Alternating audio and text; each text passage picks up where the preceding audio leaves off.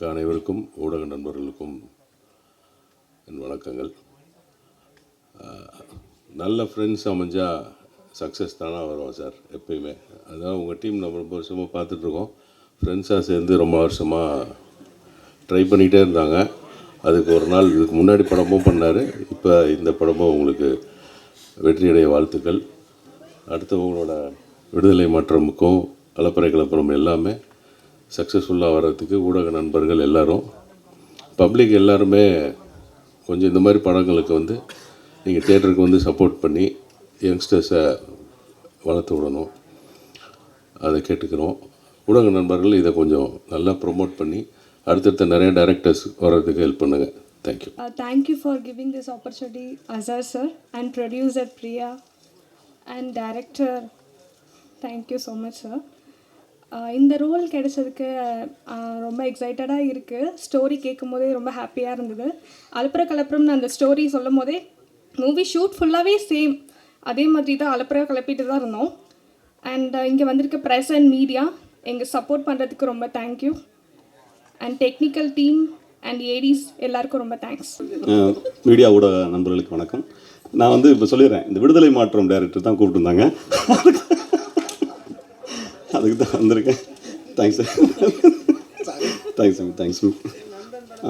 ஆமாம், இது அதுக்காக வந்து அதோடு நிறுத்தாமல் இங்கே வரும்போது இரட்டிப்பு மகிழ்ச்சியாக உங்களுக்கு வந்து அலப்பறை கலப்புறம் டீமுக்கு வந்து ரொம்ப ரொம்ப வாழ்த்துக்கள். ஏன்னா அந்த அவர்கிட்ட ஒரு அடுத்த தேடல் ஒன்று இருக்குது, பயங்கரமான ஒரு தவிப்பு இருக்குது. தாகம் இருக்கிறவங்க தான் தண்ணி கிடைக்கும்னு சொல்லுவாங்க. அந்த மாதிரி உங்கள்கிட்ட பெரிய தாகம் இருக்குது. அதுக்கான வெற்றிங்கிற தண்ணி உங்களுக்கு கண்டிப்பாக கிடைக்கும். வாழ்த்துக்கள். ஏன்னா அது ரெண்டாவது ஒரு 7-8 பேர்லாம் சேர்ந்து மொத்தமாக ஒரு லீடு வச்சு பண்ணியிருக்கீங்கிறீங்களா, அவ்வளோ பேருடைய வாழ்க்கை அதுக்குள்ளே கிடக்கு. அதனால் எல்லாத்துக்கும் இந்த தமிழ் சினிமா, இன்னொரு விஷயம், நம்மளுடைய தமிழ் சினிமாவுடைய அவங்களோட நேச்சுரல் என்ன, அவங்க வந்து புதுசு பழசுலாம் பார்க்கவே மாட்டாங்க. நல்லா இருந்தால் ஏற்றுக்குவாங்க, நல்லா இல்லைன்னா ஒதுக்கிடுவாங்க. அதனால் இந்த சினிமா வந்து என்றைக்கும் உங்களை ஏற்றுக்கும், இந்த மீடியா என்றைக்கும் உங்களுக்கு ஆதரிக்கும். வாழ்த்துக்கள் தலைவா. விடுதலை மாற்றமும் நல்லபடியாக வந்திருக்கேன், பார்த்துக்கங்க தலைவா. தேங்க்யூ. தம்பி சதீஷ் வந்து மியூசிக் டேரக்டராக இருக்கான். வாழ்த்துக்கள் தம்பி. தேங்க்ஸ். Hi everyone. இங்கு வருகை தந்த அனைவருக்கும் என்னுடைய காலை வணக்கங்கள். ஆக்சுவலி இருக்கிற ப்ரெஸ் மீட்க்கு எல்லாருக்கும் வந்து ரொம்ப ரொம்ப நன்றி. நீங்கள் வந்து இந்த இடத்துல நீங்கள் உங்களோட டைமை வந்து எங்களுக்காக செலவு பண்ணுறதுக்கு. அலப்பற கலப்புறம் அப்படின்ற அந்த டைட்டிலே வந்து ஆக்சுவலி எனக்கு ரொம்ப பிடிச்சிருந்தது. ஏன்னா வந்து சாங் வந்து எவ்வளோ ஹிட் ஆச்சோ அதே மாதிரி தான் அந்த மூவி, ஸோ எல்லாமே வந்து ஹிட் ஆகும் அப்படின்ற மாதிரி அசர் டைரக்டர் தான் வந்து பேசினாங்க. ஜாலியாக ஃபன்னோட ஸ்டோரி தான் ஃபுல்லாக, ஷூட் ஃபுல்லாகவே வந்து ஸ்டோரி வந்து செம்ம ஜாலியாக இருந்துச்சு. ஸோ ரொம்ப கதை வந்து ரொம்ப இன்ட்ரெஸ்டாக இருந்துச்சு. அதனால் வந்து ப்ரொடியூஸ் பண்ணியிருக்கேன். நீங்கள் எல்லோரும் வந்து அது கொஞ்சம் சப்போர்ட் பண்ணுங்கள். உங்களோட சப்போர்ட் இருந்தால் மட்டும்தான் இந்த மாதிரி இருக்கிற மூவிஸ் எல்லாமே வந்து ஒரு லெவலுக்கு போகும். ஸோ எல்லோரும் சப்போர்ட் பண்ணுங்கள். Thank you. So hi every one. Music டைரக்டராக ஃபர்ஸ்ட் நான் இன்ட்ரடியூஸ் ஆன படம் வந்துட்டு அலப்பறை கலப்புறம் ஆக்சுவலி. அண்ட் இதில் ஒரு லீட் ரோல் பண்ணியிருக்கேன். ஸோ படம் வந்து பார்த்திங்கன்னா லைக் பிரியா செட், லைக் ரொம்ப ஜாலியாக ஃபன்னாக, லைக் நிறையா கேரக்டர்ஸ் இன்வால்வ் ஆகி லைக் ஒரு மாதிரி ஃபன்னாக போகும். அண்ட் மியூசிக் வைஸ் லைக் சிச்சுவேஷன்ஸுமே லைக் வந்து பார்த்திங்கன்னா லைக் லவ், அதுக்கப்புறம் மிக்சட் எமோஷன்ஸ், அதுக்கப்புறம் ஒரு ஃபோக் சாங் மாதிரி லைக் மிக்சடாக அசார் நான் வந்து எல்லா லைக் எமோஷன்ஸுமே ஸ்கிரிப்டில் இன்வால்வ் பண்ணி ஸோ ஒர்க் பண்ணுறப்போ அவரோட ரொம்ப லைக் ஒரு மாதிரி லைக் என்தூசியாஸ்டிக்காக, ஹாப்பியாக, மோட்டிவேஷ்னலாக இருந்துச்சு. தேங்க்ஸ் அசார்னா ஃபார் திஸ் ஆப்பர்ச்சுனிட்டி. அண்ட் இந்த மூவி வந்துட்டு கண்டிப்பாக ஒரு நல்லபடியாக பெரிய அளவில் வரும் ஷுவராக. அண்ட் அதில் வந்து மியூசிக்கில் என்னோடய பார்ட் வந்து ரொம்ப பெருசாக இருக்கும். ஸோ எல்லாருமே வந்து தியேட்டர்ஸில் பார்த்து லைக் என்ஜாய் பண்ணோம் அப்படின்ற மாதிரி சொல்லிட்டு கேட்டுக்கிறேன். And thank you so much again for this opportunity. So means a lot. Thank you. இங்கே வந்திருக்கக்கூடிய ப்ரெஸ் மீடியா அண்ணனுங்க எல்லாருக்கும் வணக்கம். அண்ணங்களை சப்போர்ட் பண்ண வந்த மூத்த கலைஞர்கள், ப்ரொடியூசர்ஸ் எல்லாருக்கும் ரொம்ப நன்றி. அண்ட் அலப்பறை கலப்புறம் படமே கொஞ்சம் அலப்பறையாக தான் எடுத்தோம். இருக்கிற சுச்சுவேஷனில் கொஞ்சம் ஷார்ட் டைமில் முடிஞ்ச அளவுக்கு என்னெல்லாம் எஃபர்ட் போட்டு பண்ண முடியுமோ அசார் அண்ணா டீம் எல்லாருமே நாங்கள் சேர்ந்து ஒர்க் பண்ணியிருக்கோம். படம் நல்லபடியாக வந்திருக்கு. சப்போர்ட் பண்ணுங்கள். தேங்க்யூ. முக்கியமாக நான் வந்து நிதிஷ் அண்ணனை பற்றியும் ஸ்ரீதரனை பற்றியும் பேசணும். நான் கடைசி நேரத்தில் தான் அவங்க 2 பேர்கிட்ட போய் நின்னேன். அதுக்கு முன்னாடி எல்லாத்தையும் பிளான் பண்ணிட்டேன். ஆனால் பிளான் பண்ண எல்லாமே சொதப்பிடுச்சு. ஆனால் கடைசி நேரம், அதாவது பூஜைக்கு 2 நாளுக்கு முன்னாடி போயிட்டு, அண்ணே உன்னை விட்டால் எனக்கு வேறு வழி இல்லைண்ணே, நீ தான் எனக்கு எல்லாமே பண்ணி தரணும் அப்படின்னு சொல்லி நிதிஷ் அண்ணகிட்டையும் ஸ்ரீதர் அண்ணன்ட்டையும் போய் சொன்னேன். ஆனால் நான் நினச்சி பார்க்காத அளவுக்கு ஒரு பிரம்மாண்டமான ஒரு பூஜையை எனக்கும் அசாருக்கும் வந்து அமைச்சு கொடுத்துட்டீங்கண்ணே. வாழ்க்கையில் இதை நான் கண்டிப்பாக மறக்க மாட்டேன். உங்கள் 2 பேரையும் இது என்னோடய முதல் மேடை தான், ஆனால் கண்டிப்பாக இது ஒரு சிறப்பான மேடையாக மாற்றிட்டீங்க. ரொம்ப நன்றிண்ணே. விடுதலை மாற்றம் எப்படி உருவாச்சு அப்படின்றத நான் ஃபஸ்ட்டு சொல்கிறேன். ஆனால் விடுதலை மாற்றத்துக்கு முன்னாடி நான் சென்னையில் வந்து வட சென்னை சார்ந்து ஒரு 8 வருஷம் ரிசர்ச் பண்ணி நான் வந்து ஒரு படம் பண்ணுற மாதிரி இருந்தது. அந்த படத்துக்கு டைட்டில் இப்போ சொல்ல விரும்பலை. ஸோ அந்த படத்துக்காக நான் எவ்வளோ போராடினன்றது ஸ்ரீதர் அண்ணனுக்கு தெரியும். அந்த படத்துக்காக இங்கே இருக்க பாதி பேருக்கு நான் அந்த படத்துக்காக எவ்வளோ போராடினேன்னு தெரியும். என் கூட நிறைய பேர் ஒர்க் பண்ண எல்லாருமே வந்து இங்கே இருக்காங்க. அதில் முக்கியமாக அந்த கதைக்காக அகில் அண்ணன் ஒர்க் பண்ணார், அவர் இங்கே இருக்கார். ஸோ அவருமே வந்து ஒரு டேரக்டர் தான். ஸோ நிறைய கதராசிரியர்கள் என் கதையில் என் கூட ஒர்க் பண்ண எல்லாருமே எனக்காக வந்திருக்காங்க. ரொம்ப நன்றி. என்னோடய ஷார்ட் ஃபிலிம் எப்படி நடந்தது அப்படின்னா, நான் வந்து ரிசர்ச் பண்ணும்போது இந்த கதை பண்ணலான்னு சொல்லி கதை பண்ணுறதுக்கே எனக்கு கிட்டத்தட்ட ஒரு 8 வருஷம் ஆகிடுச்சு. அந்த விடுதலை இது நான் இந்த வட சென்னை கதை பண்ணுறதுக்கே எனக்கு வந்து நேரங்கள் அதிகமாகிடுச்சு. அது நல்ல கதை முடிஞ்சதுக்கப்புறம் அது பிச் டேக் ரெடி பண்ணி நான் வந்து நடிகர்கள்கிட்ட போகும்போது, நீங்கள் ஃபஸ்ட்டு ஒரு ஷார்ட் ஃபிலிம் பண்ணிட்டு வாங்க அப்படின்னு சொல்லிட்டாங்க. சரி, என்னடா இது ஷார்ட் ஃபிலிம் பண்ணலாமே அப்படின்னும் போது, கதை பண்ணுறதுக்கே நம்ம கடன் உடனே வாங்கி எதுவும் பண்ணி ரிசர்ச் பண்ணி டிஸ்கஷன் உட்காந்து ஒரு பவுண்டோட முடிச்சு நம்ம எடுத்துகிட்டு வந்துட்டோம். சரி, ஒரு ஷார்ட் ஃபிலிம் தானே பண்ண சொல்கிறாங்க, சரி பண்ணிடலாம், இவ்வளோ கஷ்டப்பட்டு ஒரு ஷார்ட் ஃபிலிம் பண்ணிடலாம் அப்படின்னு சொல்லிட்டு நான் என்ன பண்ணுறேன், ஒரு சின்னதாக ஒரு ஷார்ட் ஃபிலிம் பண்ணலாம் அப்படின்னு சொல்லிட்டு கொரோனா டைம் வேறு வந்துருச்சு. சரி, என்ன பண்ண தெரியல, அந்த ஒரே நாளில் இழப்பீடுன்னு சொல்லி ஒரு ஷார்ட் ஃபிலிமு.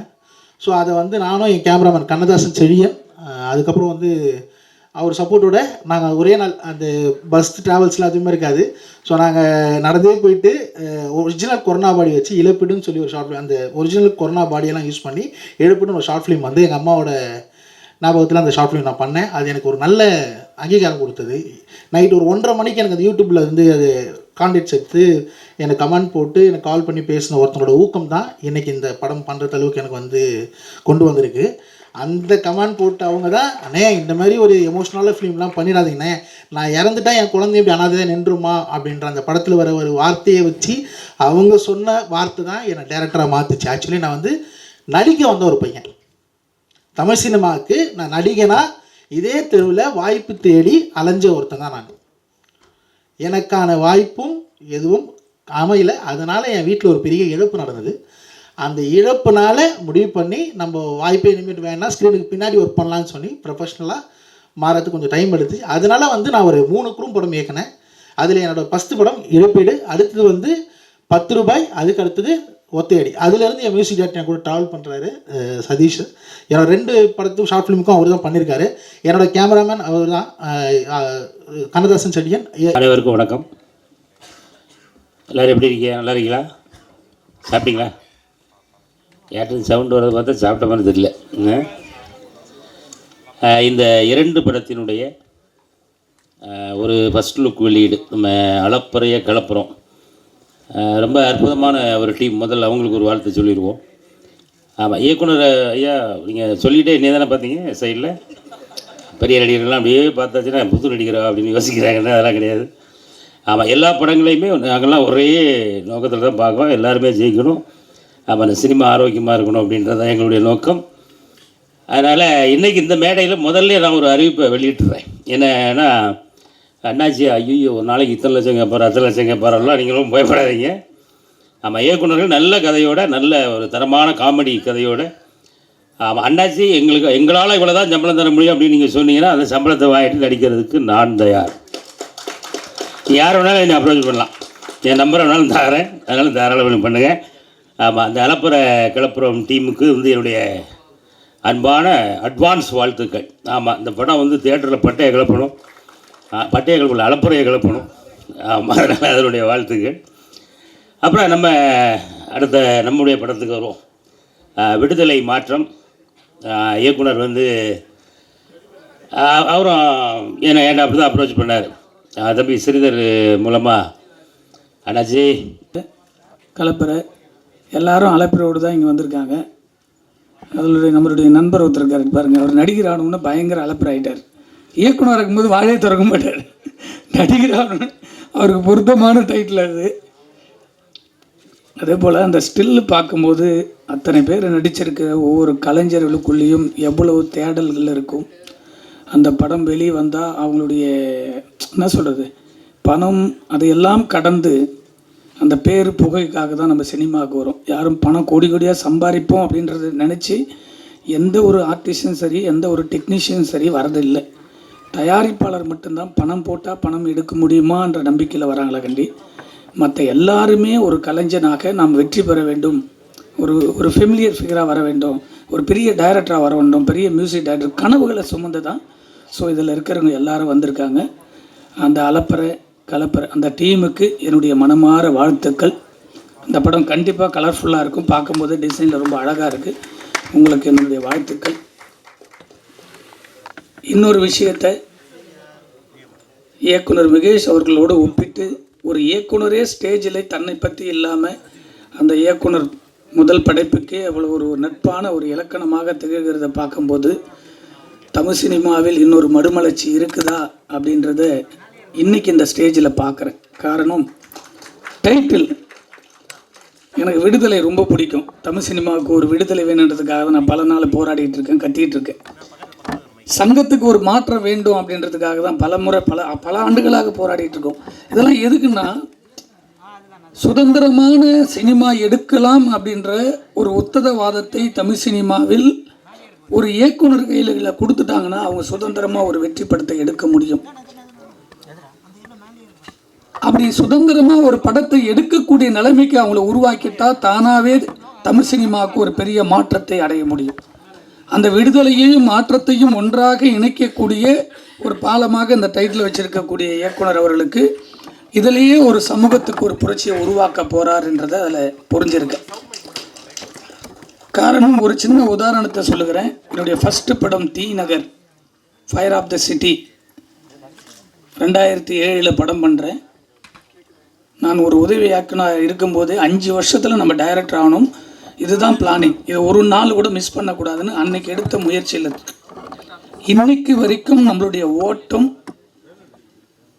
அது ஓடையிலேருந்து வர தண்ணியாக இருக்கலாம், ஏரியிலேருந்து உடைச்சிட்டு வர தண்ணியாக இருக்கலாம், இல்லை கால்வாயிலிருந்து போகிற தண்ணியாக இருக்கலாம், இல்லை கடலிருந்து பொங்கி அடித்து மேலே வரக்கூட தண்ணியாக கூட இருக்கலாம். ஆனால் நீங்கள் ஓடிக்கொண்டே இருந்தால் அந்த வெற்றி என்பது யாராக இருந்தாலும் நிச்சயமாக உங்களை தடுக்க முடியாது.